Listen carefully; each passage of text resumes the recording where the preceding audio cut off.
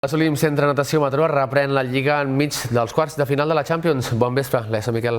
Bon vespre, Francesc. Doncs així és, a partir de les 9 de la nit, de fet, d'aquí uns minuts, començarà aquest duel davant del Club Natació Catalunya a la piscina, en aquest cas de les barcelonines, i les de l'Assolim, les jugadores de Mataró, no poden perdre si volen mantenir el pols al capdavant de la classificació amb el Sant Andreu.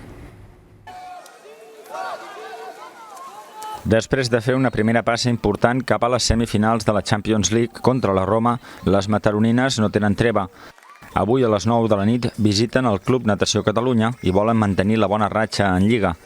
Ara mateix, a la competició domèstica, són segones, acumulen 9 victòries consecutives i es troben a un punt del Sant Andreu, tot i que amb un partit més. El rival d'avui es troba en la 6a posició. Les barcelonines van guanyar el Tenerife en l'última jornada.